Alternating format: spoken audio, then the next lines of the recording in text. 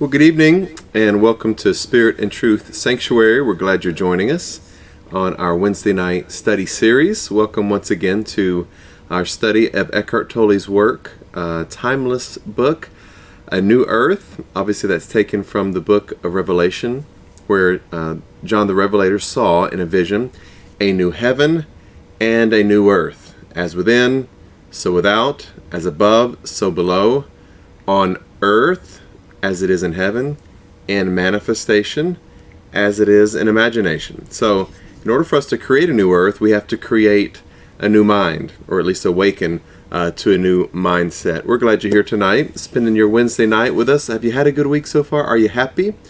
Are you awake? Are you alive? Are you aware? Are you living, moving, and having your being in spirit? I hope so. So glad that you're here. This is one of my favorite times of the week, just getting a chance to talk to each other. Obviously, we have each week we have a great teaching that is full of content. It's provocative. It is mature.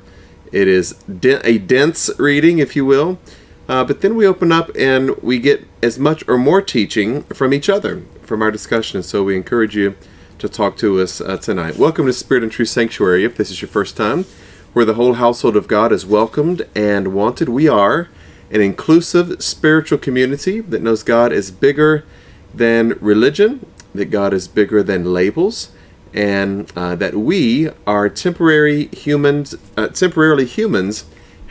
who are eternally spirits. And so as we are in our eternal expression and mindset, we know that we are not the labels of race, of gender, of sexual orientation, of religion, of country of origin.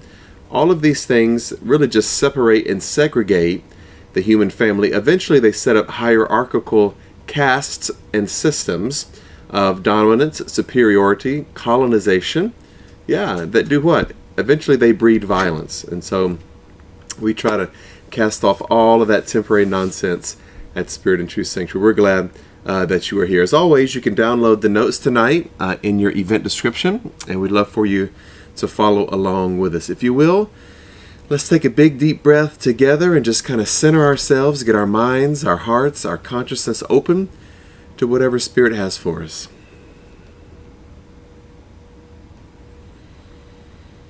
As we take and give a breath tonight, we are in the awareness of this sacred space, knowing that faith comes by hearing, not by having heard. We are celebrating the beginner's mind. We walk into the kingdom tonight as Jesus would instruct, as little children, curious and inquisitive, refusing mastery and welcoming the mystery. We now clear out space. We empty our cup. We know that now the universal Dharma door is open to all. As the student is ready, the teacher will appear. We are in that Zen Bardo space of not knowing, the Atman. We celebrate all of this tonight, for it's in the name and nature of the Christ man and Christ mind. This is our prayer of surrender, also known as an invitation of truth, just the way we say, it's game time. We ready, we ready, we ready for y'all. Yeah, we're ready. It's game time. Let's get our minds open and ready to receive tonight. Let's read together. Spirit of truth, carry me where you will. Bring to me what you will. Take from me what you will. Awaken in me what you will. The Christ man is around me. The Christ mind is in me. The Christ power flows through me. And the Christ mystery exists as me. I believe it. I perceive it, and now I receive it. I am surrendered. Amen. And so it is. Just a kind of a quick overview of some ubiquitous recurring themes in our journey together. Questions like this: can we recognize our own dysfunction? Of course, recognizing our own insanity is the beginning of sanity. Tolle makes a strong proclamation at the beginning of the book that the greatest achievement of humanity is not its technological advances, none of these things, medical discoveries, none of this. It is that we are able to step back and recognize our own dysfunction. That is what brings functionality. We're able to see ourselves from that divine observing place as really an out of mind, out of culture, out of self-experience, and look back to examine ourselves. Wow, that's a big achievement, especially according to Eckhart Tolle. All right, another thing that we have been stumbling upon regularly is the human tendency of creating God in our image, in our likeness, our religion, our gender, our country, our culture, our language, our holy book, our Savior character. All of that is espousing something onto God that is not God. We must surrender to the truth that we are created in the image of divinity and not try to create God in our human cultural images. All right, I believe that calls for a lot of human suffering. Tonight is week 8, and we're going to talk about being identified with things. Woo, it's going to be a good teaching tonight. I can tell you right now, you're going to see yourself. I saw myself in the teaching. See it. Don't turn away from it. Let a man, let a woman examine himself. Scripture refers to this occurrence as seeing yourself or seeing your reflection and then turning away and forgetting what you saw. So if you see something tonight that speaks to you, don't take it as a criticism. Don't take it as an insult. Don't take it as even you being something less than you should be. Just take it as it's a tune-up. It's an oil change. It's a makeover. It is that ability to see our insanity so that sanity can take its place or have some space within us. All right, we're going to talk tonight about the identification with things. Whew. The egoic mind is completely conditioned. Almost every Sunday we say, take away our preconditions, our preconceptions. Speak to us, Holy Spirit, without filter. All of that is conditioning. Its conditioning, the egoic mind's conditioning, is twofold: content and structure. And so we'll unpack this a little bit further later. Content is kind of the thing that we get attached to. Structure is speaking to that's how we structure our reality. So the content is the actual thing that we get attached to that helps us kind of define our identity, our self-worth. But that process of doing that mindset is structural, or the surrounding structure. Okay. In the case of a child who cries in deep suffering because his toy has been taken away, the toy represents content, the thing. Okay. It is interchangeable with any other content, any other toy or object. So in some ways, tonight, the content, the things, the toys, the objects don't matter that much. We want to deal with the structure. So we don't want to deal with the fever. We want to deal with the infection. We don't want to deal with the branches. We want to get down into the root. And that is the structure of how our mind perceives things. The content you identify with is conditioned by your environment, your upbringing and surrounding culture. Whew. All right. Today I sent a text to my family because of the ability of making really, really wise financial decisions. And that is a culture that I want to create in my family with my children. And so as I sent them the text, I was creating a structure around their mind. Be responsible, be frugal, save and be a giver at the same time. You can enjoy your life, but things don't really enhance your life as much as you think they do. But peace and stability and security really do. They provide a very peaceful, harmonious environment for you as you get older. And so there was some content, something specific about the text, but it really was more structural. Let's structure how we think. What type of life do we want to create? So what you're raised around can become your content, the content that you identify with. Were you raised around things that were very important? Family heirlooms, expensive cars, very elegant houses, clothes that were to be bragged about, trips, but some type of belonging that made you seem to be more important than someone else or to stand out from the crowd to some degree. It could be many things. It could be identifying with a mega church, with accomplishments in your career, with how many fans, what your fan base looks like.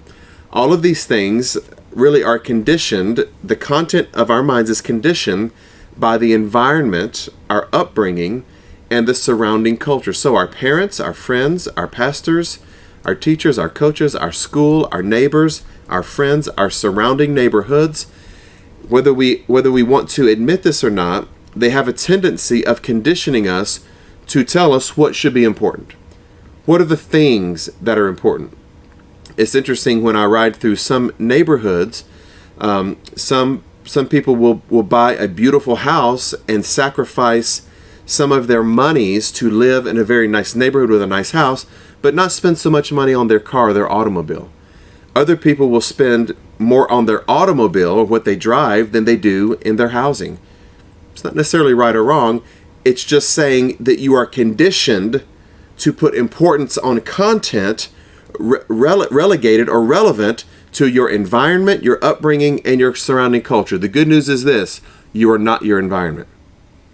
You are not your upbringing. You are not your surrounding culture. I don't care how you were raised. You can change the way you see things. It is, as you are an adult, that's the right that you have. You get to see through the filter that you choose to see through. So, ego, as we can see already, is fueled by what is familiar. Okay, by what we know. My upbringing, my experience, my church experience, my family experience. This is the way it's always been. This is the way it should be. All that fuels the ego because it is what becomes familiar to us. Anytime something becomes familiar, it becomes part of our identity, our illusory self. And when that familiarity is challenged, we don't know how to deal with this new identity that's in an unusual, unfamiliar space. That happens almost every Sunday at Spirit and Truth Sanctuary. Why? Because we challenge what we have been taught. All right. Whether the child that has lost a toy is rich or poor, whether the toy is made of cheap plastic or a sophisticated electronic gadget makes no difference as far as the suffering caused by its loss is concerned. Isn't that interesting? So whether someone is rich or poor, black or white, gay or straight, Christian or Muslim, it all is dealing with a structural mindset of how we place importance on objects, on things, and the suffering is still the same when we lose something that we believe tells us who we are. All right. The reason why such acute suffering occurs is concealed in the word my, and it is structural. So the content is the thing, the structure is what we attach to the thing, how it makes us feel. Okay, the unconscious compulsion to enhance one's identity, who am I, my identity, through association with an object is built into the very structure of the egoic mind. Does anybody know, can you remember what Dr. Wayne Dyer taught us about the ego? It's speaking directly to this content tonight, identification with things. So, Dr. Dyer teaches the ego tries to tell us, I am what I have. That's the number one thing of ego. I am what I do. I am what other people think about me. The ego also tries to tell me I'm separate from the thing that's creating my life. God is doing things. The devil is to be blamed for things. All of that is egoic. The ego's way of refusing to take control of its own creation, of its own life experience. Okay, so tonight we are on ego point number 1 with Dr. Wayne Dyer. I am what I have. Keep coming. One of the most basic mind structures through which the ego comes into existence is identification. That's why it's number 1 with Wayne Dyer as well. When you identify with something, you make it the same. Interesting. When you identify with an object, you make it the same. Question, the same as what? The same as I. I identify with this object that I now own, and now it is the same as me. It is who I am, okay? You endow it with a sense of self, and so it becomes part of your identity. One of my favorite movies is the movie entitled Step Brothers. If you've seen it, it is Will Ferrell, John C. Reilly. It is a nonsensical, outrageous movie that just gives me joy, unspeakable joy. In some ways, it kind of saves my sanity. And so there's a really important lesson in Step Brothers with identification with things. So these 2 grown men have not left the coop yet. They're 40 years old. They still live with their mama and their daddy. And the parents feel like failures because they didn't raise children who could be self-governing and independent. So they choose one day to take their father's prized possession, which is a sailboat, out for a little spin. They know nothing about sailing. They know nothing about boats or any of that. So they're trying to create this ridiculous rap video and trying to act like there's something that they're not. And so in the process, they wreck their father's prized possession, his boat. And so when the father, who is a successful doctor, finds out that his boat has been destroyed, it sends him spiraling into a very deep depression. He has recently married a wonderfully sweet, attractive, caring, genuine woman. He loses interest in her, loses interest in his family, loses interest in everything. Why? Because part of his identity was wrapped up in this boat. Was wrapped up, I am my boat. When I retire, I'm going to sail around the world. I'm going to get away from these grown boys that are no good and that I've apparently failed to raise to be independent. And so he goes into a very deep depression because of something that he lost that was an object. The content was the boat.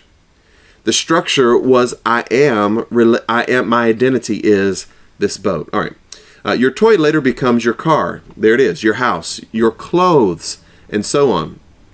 We try to find ourselves in things, but never quite make it and end up losing ourselves in them. This is the fate of the ego. All right, so I want to ask a question here. And you don't have to answer it now. You can if you'd like to. I'm just going to throw it out there. I'm going to read it a couple of times so you have some time to think about it. The question is this: what other things, okay, they may not be specific objects, what other things do we identify with that becomes part of our illusory self? Okay, chew on it. I'm going to ask you one more time. What other things do we identify with? We, me, you, the human family, us. What other things do we identify with that becomes part of our illusory self? The egoic, false sense of form, identity, and self. What other things? Think about that for a minute. If you want to chime in, you can, or you can wait till the end. All right, let's keep going. The people in the advertising industry know very well that in order to sell things that people don't really need, they must convince them that those things will add something to how they see themselves or are seen by others. In other words, add something to their sense of self. How many older bachelors have bought a brand new sports car, convertible, whatever you paid for it, because they perceive it's going to make them more attractive and they're going to be able to reel in a beautiful woman that's way out of their league. And the truth is, you may be able to for a season, but in some ways, there's a likelihood that woman might be a gold digger. Might marry you, then take half of your stuff. Yeah, there's some sense that I can upgrade myself if I get a brand new sports car, and this is going to somehow make me more attractive, more important. Isn't that a great example of how the ego works? They do this, for example, the advertising industry, by telling you that you will stand out from the crowd by using this product, and so by implication be more fully yourself.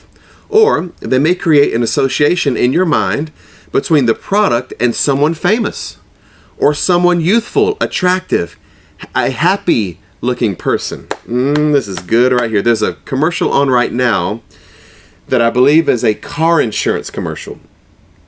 And the commercial comes on and it says, polls have shown us that when commercials use young, attractive, happy people having a good time, the product that is being sold is more easily sold to people. And so, this insurance commercial, all of a sudden you see these young people in a pool, drinking beer, having fun, splashing all over the place. Their life is just wonderful.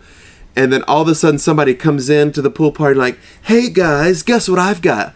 I've got insurance. Yeah, man. And all of a sudden everybody's like, what? Insurance? And the party goes to another level. They're making it's actually very self-effacing, because that advertising company is making fun of advertising and those who fall prey to it, saying, we can sell you insurance if we put some insurance in a pool with some attractive people in bathing suits. Think about that. It's actually a little bit of an insult to our intelligence that anybody can sell us anything as long as it comes in an intelligent, attractive package. Amen? All right, so next time you see that commercial, think about this teaching tonight. The unspoken assumption is that by using this product, or by buying this product, through some magical art of appropriation, you become like these people, like these attractive young people, or rather, the surface image of them. And in so many cases, you are not buying a product, but an identity enhancer. Woo! My goodness, this thing is going to enhance my identity somehow. I'm going to be more attractive, more sexy, more important, going to have more friends. Let me give you an interesting example. How popular are the Michael Jordan or Air Jordan shoes right now? When I was a teenager, I remember my mother bought me my first pair of Jordans. I remember her telling me, son, these tennis shoes cost $100. Don't you wear them to play in. These are just for show. These are just to wear to church, to wear to school. Do not take them to the playground. Don't be in dust around them. Very, very nice shoes. Michael Air Jordan shoes. Let me tell you what the Air Jordans will not do. Okay, and today, what was that? This is 35 years later. Air Jordans, the same Air Jordans that my mother bought me for $100 would probably be somewhere between $500 and $2,000. Can you imagine that? Go right now and Google vintage Air Jordans and see what price comes up, and and people are buying them for that. All kinds of outlandish camouflage and gold lame looking Jordans. $400, $500, $700. Wow. Let me tell you what these Jordans will not do for you. They will not make you Michael Jordan. They will not increase your jumping ability. They will not make you quicker, make you shoot better. They will not make you more athletic, more responsive, more quick twitch fibers in your calf muscles. They will not. You can buy them, you can wear them. You will not be able to dunk any better or even at all if you wear Michael Jordan shoes. But somehow we believe that the things we buy are going to enhance us because this product is going to make us better somehow. Wow. Designer labels are primarily collective identities that we buy into. They are expensive and therefore exclusive. Wow, the Lambo truck, the new Porsche,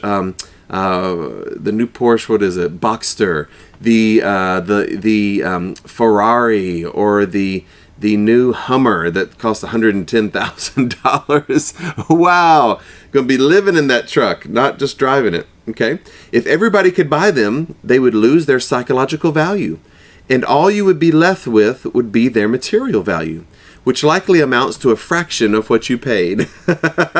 Wow. All right, what kinds of things you identify with vary from person to person, according to age. Okay, what's important to a 13-year-old? Xbox, the greatest iPhone with 18 different cameras on it. What in the world? New iPhone costs over $1,000. What in God's name is going on here? Gender, okay, income, social class, fashion, the surrounding culture, and so on. Isn't that interesting? If you drive out to the country where there's a lot of farming going on, some of the identity might be with the equipment that they buy. Did you buy such and such, or did you get you a John Deere? Did you get you this type of combine, or did you get this kind of tractor? Or, did you get the really nice pickup truck, or did you just, it just depends on where you're from. Okay, if you want to go to downtown New York, downtown Manhattan, you might want to enhance your false identity with some Gucci or some Prada or some Louis Vuitton somehow. If you go to backwoods Tennessee somewhere, you might want to get you a nice pickup truck. Yeah, it just depends where you're from. That is the content, but the structure is that these things make me somehow more important. It's more exclusive somehow. When what you identify with has to do with content. There it is. Whereas the unconscious compulsion to identify is structural. So the thing is the content. The process of identifying with it is structural. Paradoxically, what keeps the so-called consumer society going is the fact that trying to find yourself through things doesn't work. It's an unending vicious cycle, and the dog never gets the rabbit. The rabbit never gets the carrot. You never actually get it. You never get what you want. The ego satisfaction is short-lived. And so you keep looking for more. What does that mean? You keep buying and you keep consuming. Isn't it sad that when stimulus checks go out, that the wealthy usually take those stimulus checks and invest it into their retirement? Those who don't have much money take those stimulus checks and they put it right back into consuming, right back into the shopping mall, right back into more clothes, more jewelry, more whatever, that you think your status is going to change by what you buy instead of by investing in something like a retirement fund. Interesting. The Beatles saying this way, that money, I don't care too much for money. Money can't buy me love. That's a little bit in contrast with scripture that says money solves all things. Yeah, there's some middle way between those things. Yeah, money does solve a lot of things, but it can't buy you love. It can't really bring you peace. Why? Because people who don't know how to handle money are just going to spend it. Do you know that it's like something like 70+ % of people who win the lottery are bankrupt in 5 years? Chew on that for a minute. I've never had money. Now I've got all this money. I don't know how to deal with it. I'm letting every single cousin and play cousin that I've ever had borrow money. I want to open a restaurant. I want to buy this. I want to get a franchise. I want to be important. I want to buy everybody. Yeah, the money that you get so quickly that you've desired your whole life is gone in 5 years, because it becomes who you are. You begin to identify with objects. Okay, new money is something that usually comes and goes. Old money is people who know how to continue to invest, continue to live on that interest instead of buying a bunch of things. All right.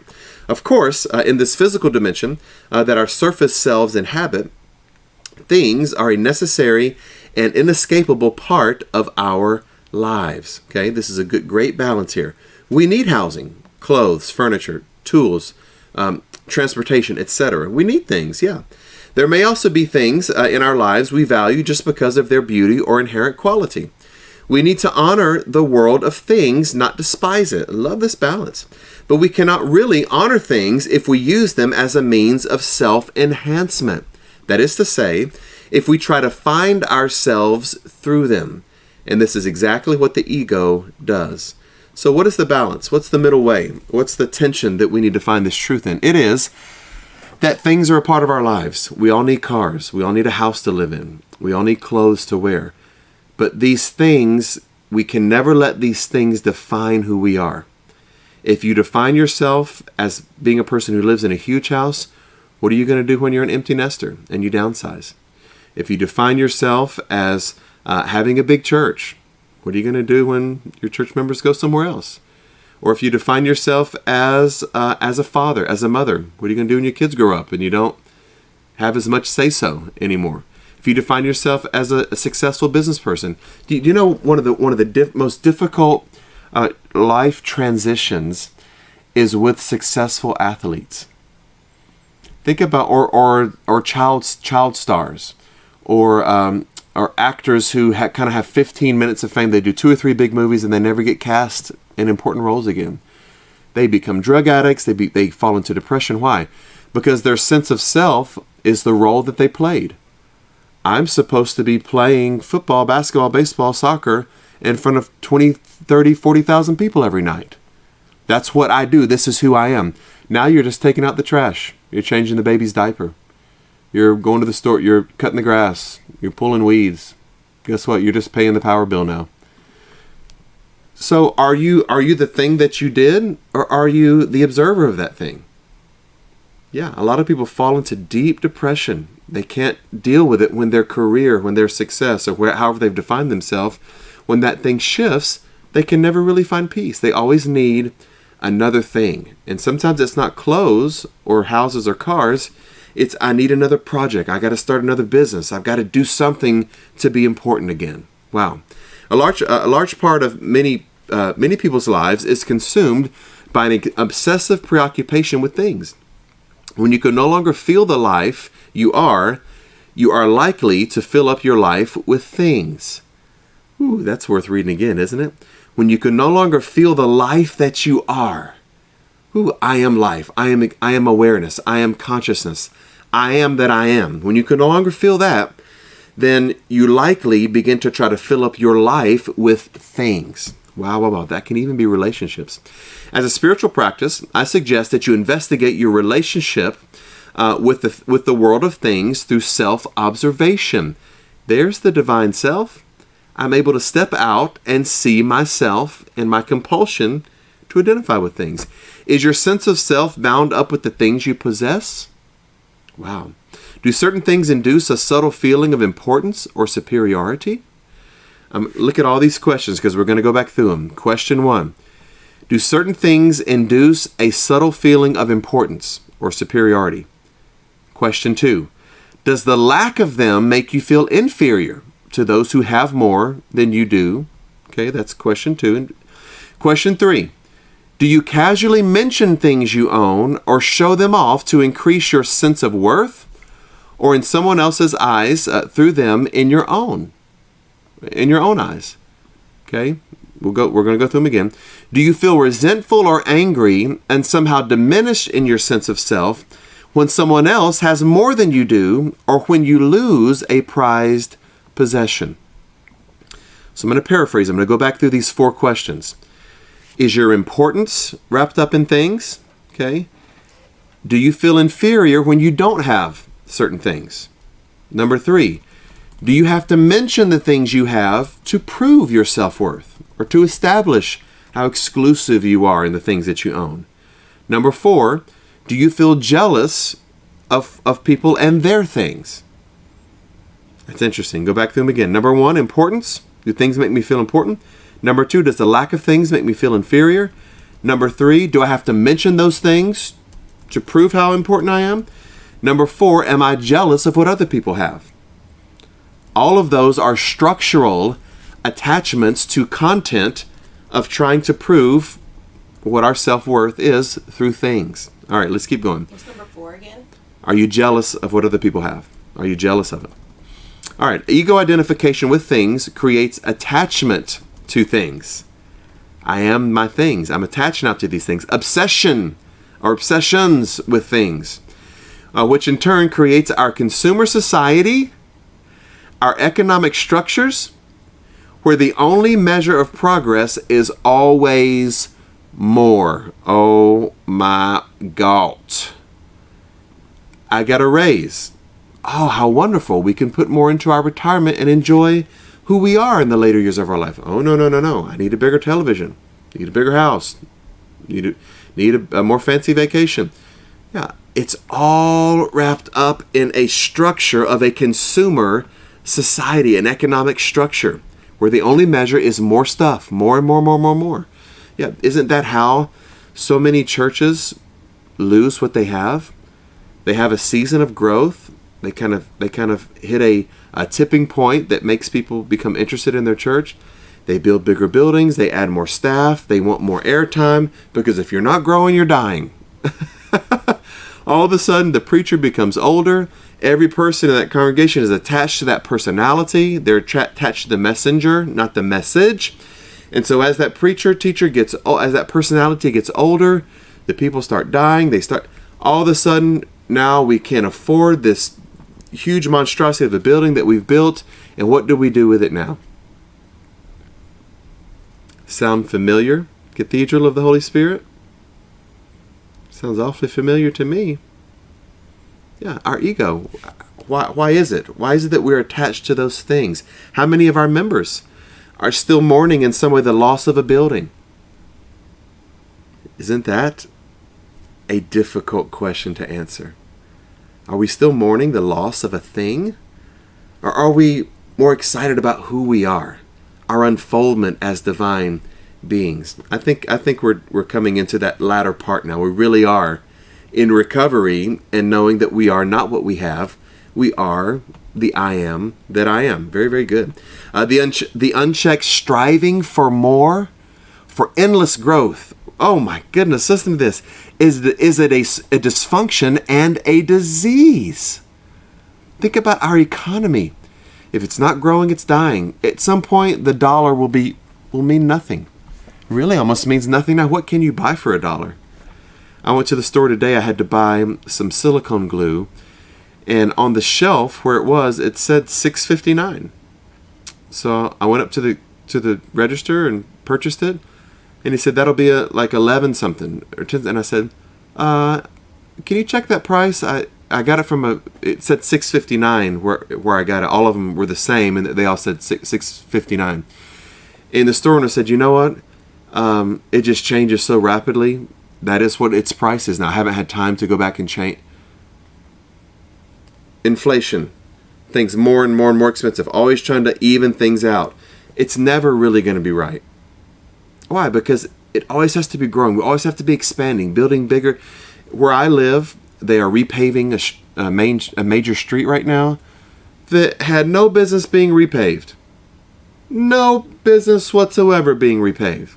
That street, I mean, you should drive on that street the way it was and then drive in downtown Atlanta. Downtown Atlanta, you'll pop a tire in those potholes. Craziness all over the place. It's almost like we need to spend this money, so we need to do some repaving.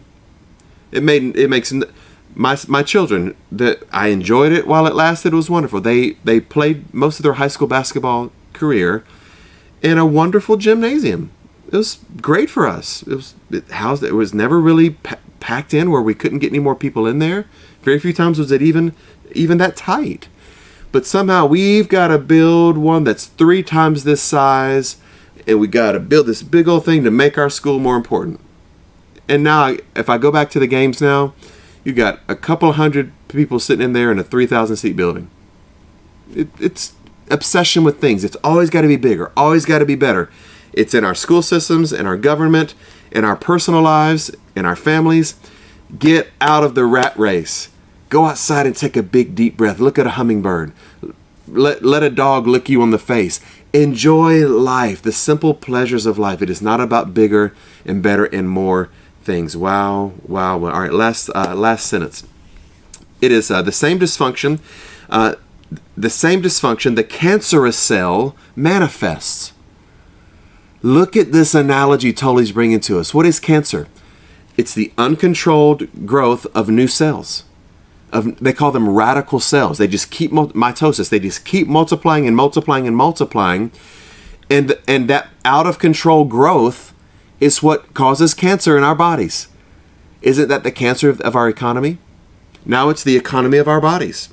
I need more. That body says, I need more and more cells. Got to produce more and more. Got to produce. Brandy and I were eating. I had a gift certificate to Cheesecake Factory. And so I was surprised yesterday and brought home a couple of dishes from Cheesecake Factory. We shared a cheesecake. It was amazing. And the amount of packaging. I mean, thick. That plastic was almost thick enough you could build a car with it. And people will go in there, get their to-go order, and throw that plastic right in the trash that is destroying our earth right now. Do I love the Cheesecake Factory? I do. I think it's awesome. But I mourn what they package their food in. I love Chick-fil-A's chicken. There's no chicken in the world like Chick-fil-A. But I mourn every time I get those styrofoam cups. I mourn it. I almost want to boycott it. And as well for their take on the gay community. I want to begin to funnel money to companies who know that less is more. You don't need all this packaging. You don't need, I hope that Amazon is being accurate with what they're saying, that they're trying to package the things in more sustainable packaging. They're trying to go to delivery trucks that are battery powered by in about 5 or 6 years. I hope that's accurate and not just playing on our emotions so that we'll buy more things through Amazon. But there has to be a shift. There has to be a turning point. There has to be an awakening that bigger and better and shinier and heavier and thicker and more stuff is not going to make us better. It's not going to make us happier. All right. That's the cancer of our society right now, whose goal is to multiply itself, unaware that it is bringing about its own destruction by destroying the organism of which it is a part. I'm going to say one more thing. I know I've talked way too long tonight. Think about how many children we need to have. How many children does it take to make you feel important as a parent? My mother had 6 siblings. My father, 5 or 6 siblings. That's a lot of kids. You got to feed those kids. You got to love those kids. Got to nurture them. Got to spend time with them. Got to educate them. Got to put a college fund for those kids. Or you don't. You just have as many kids as you can. That just adds to more traffic, more mouths to feed. Let me tell you something that would change our society radically. The adherence to birth control. I hate to say it. Listen to me, spiritual truth. We need less children. 1 or 2 children. And I'm not criticizing. If you want more kids, do you. Raise those kids, nurture them. Hope you have enough money to keep them fed and educated. Okay. However, having more kids does not make us more important. Sometimes it just makes us more stressful. There's too many people on the earth right now. We have too many cows creating methane gas. Why? Because we need to eat steaks all the time. We need hamburgers all the time. It is what Tolle is talking about, this obsession with things. It is all over society, in every area, church, government, religion, it is medicine. It is everywhere we go. We need more things, and we need to identify with more things. Wow. Sorry for going so long. Talk to me tonight. Miss Bobby shared, I don't know, let me turn this. Miss Bobby shared, things and our possessions don't make us who we are. You are more valuable than what you own and what club you are a member of. We must have self-worth because it's truly priceless. It just lasts for a minute, doesn't it, Miss Bobby? That luster loses its shine. Did you know, Bobby, when we drive a new car off of a car lot or a car dealership, as soon as it hits the pavement, it loses thousands of dollars in value. Yeah. And so I usually don't buy new cars. I try to buy something that's used and be smart about it. But yeah, they certainly lose their shine. We are who we are without the things that we buy. Thanks, Miss Bobby.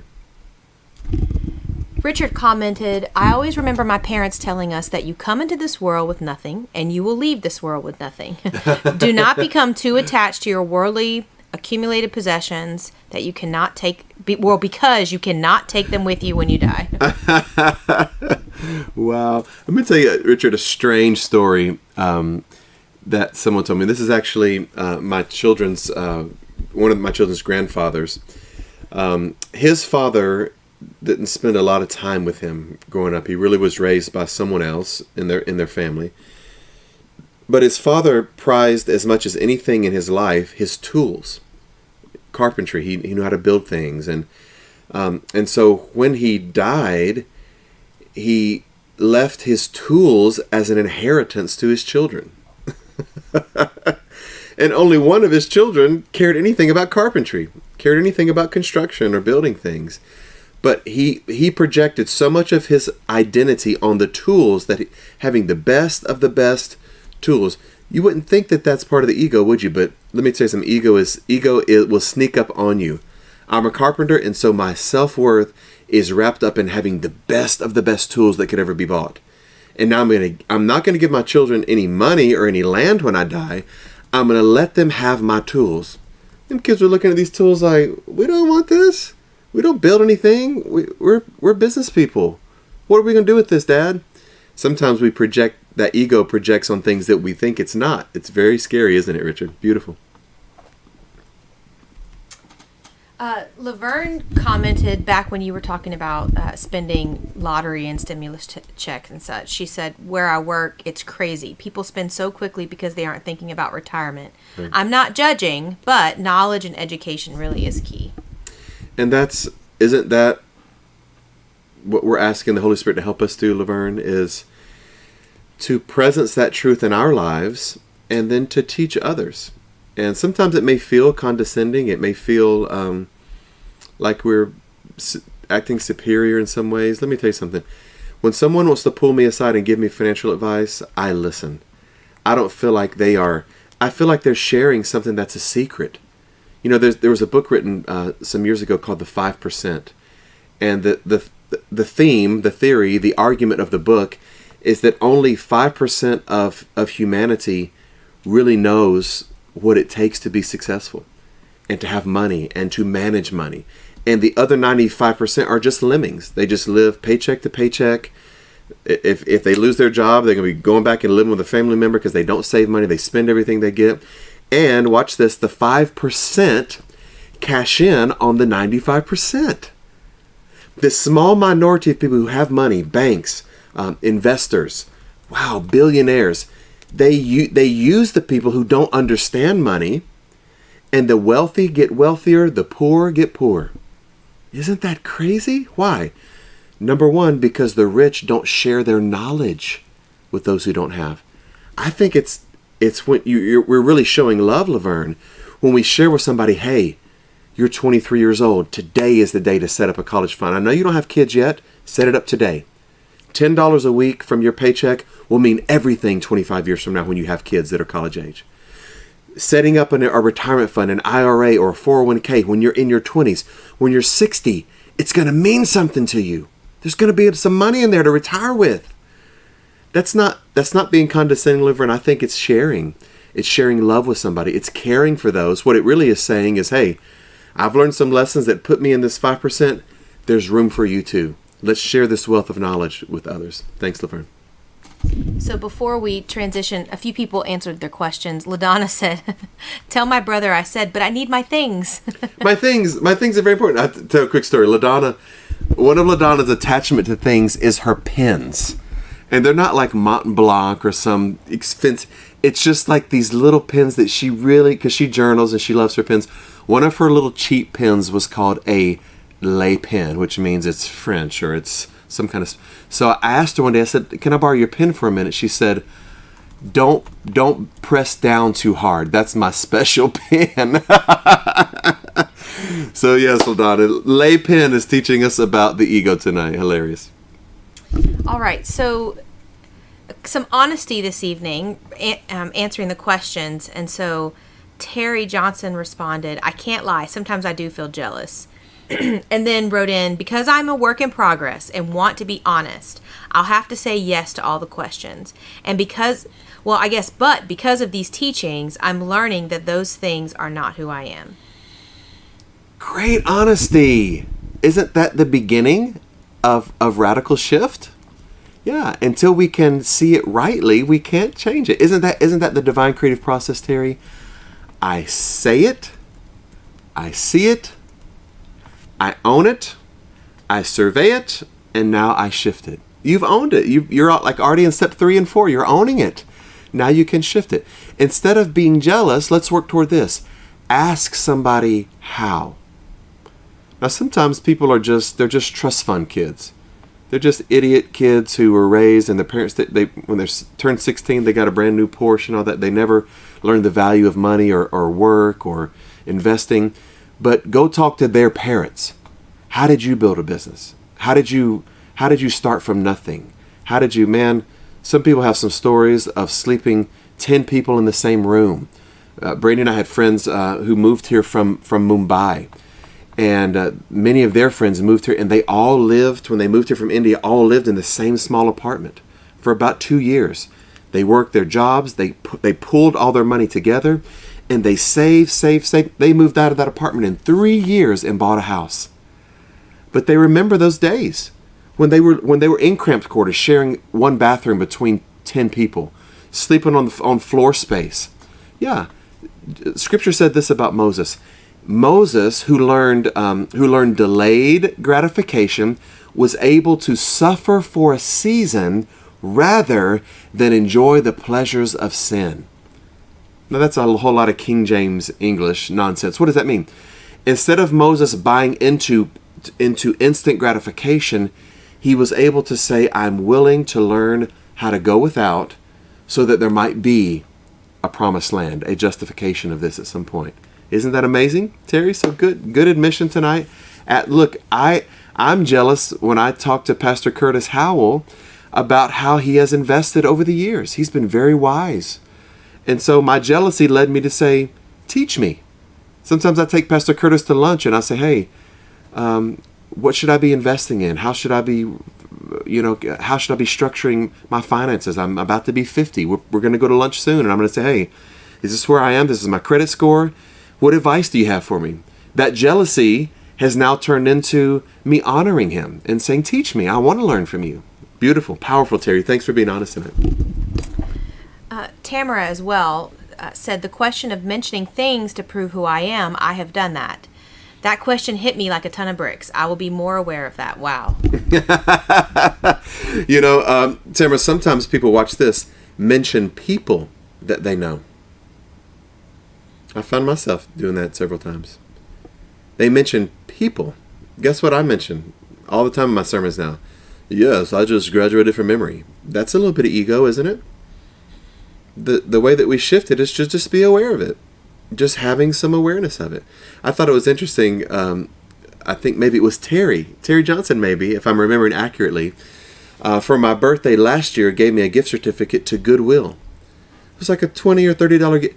And I was so excited, and I thought to myself, how has your mind shifted? When Brandy and I first got married, I was preaching, on international television every other week. I was traveling all over the place, speaking at churches and all that.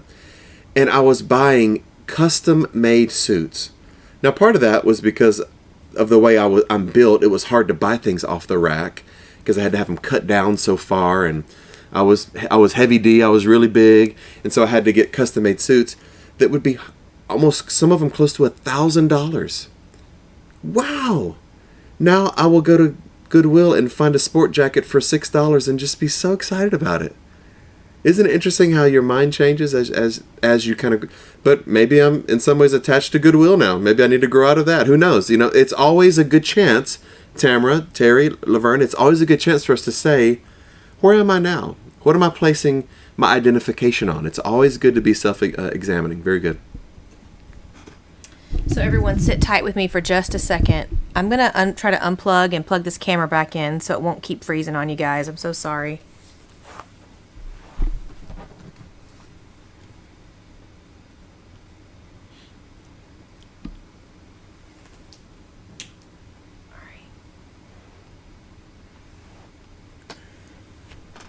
All right, there we go. We're back on. Let's hope that fixes that. All right, Miss Joe commented. She said, this is interesting. She said to questions 1, 2, 3, and 4, no. However, having been raised by nuns, I never learned to crave things, but they did not teach us self-worth either. Whoo, look at that. Sometimes, Joe, I usually use a round spherical object like a ball to do this illustration, but we'll just take this simple glass. This is one of my favorite glasses. This is one of my identification things. I just kind of like the blue. It makes me feel happy. But this glass, I really can't see all of it at one time because it's three-dimensional. Okay, it's somewhat spherical. It's rectangular in some ways, but it's basically spherical. So, Joe, in order for me to see what's on this side of this glass at one time, I can't turn it fast enough. There's no way I can see it all at one time. I have to trust for you to tell me what you see on this side. And so, isn't that the beauty of perspective? Is that none of us ever has a complete perspective because we can't see it all at one time.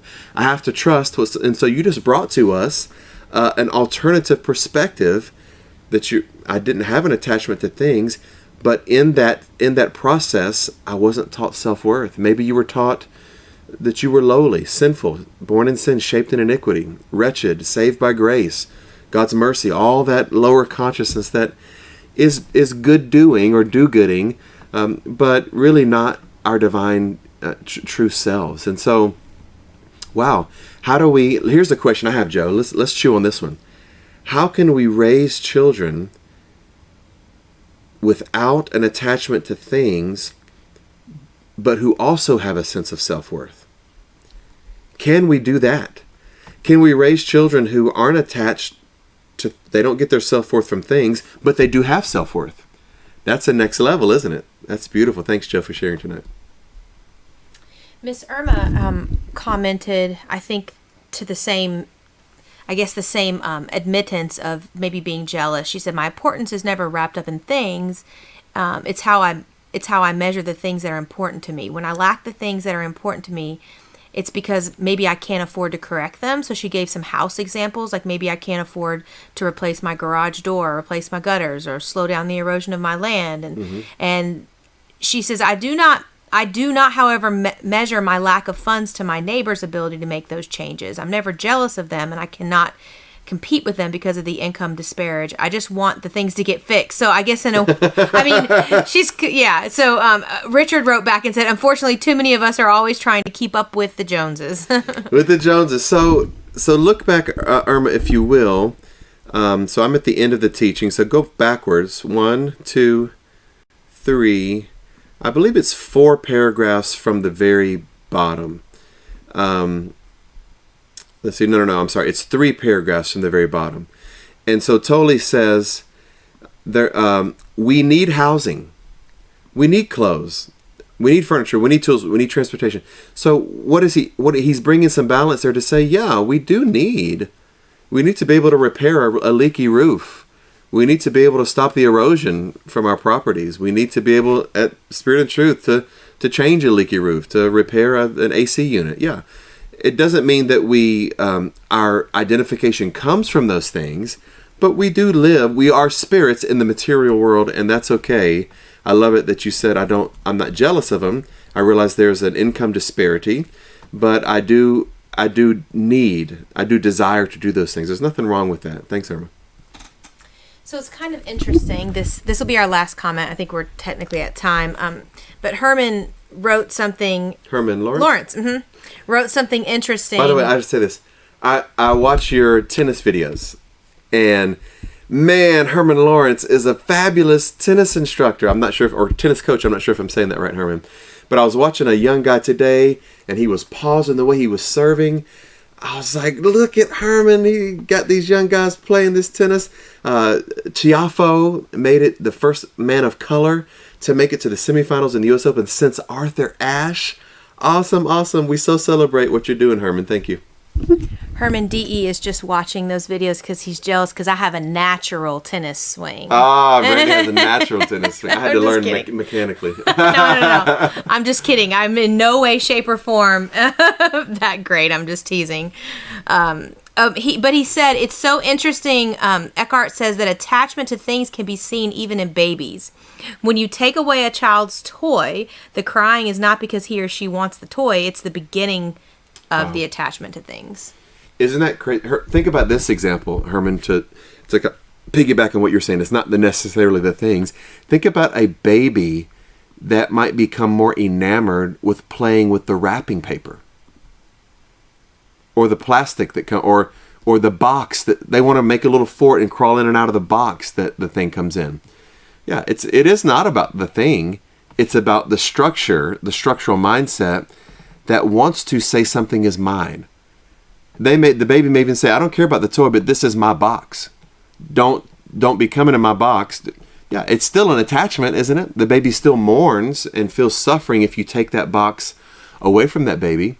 What if a baby picks up something that might be a choking hazard and we take that thing out of the baby's hand? It could be something as simple as a spoon or a candy stick that there's nothing on anymore. But they will become attached to the thing being theirs, and so therefore causing suffering. That's great, Herman. All right, we're going to give some shouts out to some wonderful peoples tonight.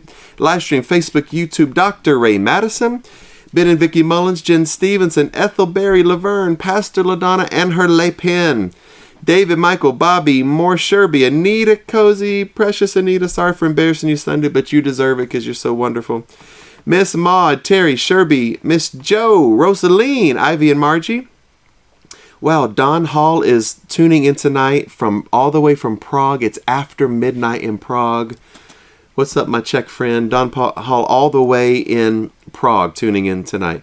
Callie, Terry, Emma, Pastor Fred, and Mary, Randy, Myrna, Tamara, Sandra Mack, yay, Miss Mack, Alma, Irma, Alicia, Esther, Toria, Lenora, Tanya, Oprah, Kansas City Chiefs, Winfrey, Richard Copeland, Dr. Elijah Nicholas, and Herman Arthur Ashe Tiafoe Lawrence in the house tonight. We love you guys. Let's read our closing affirmation tonight before we dismiss. Come on, let's read together.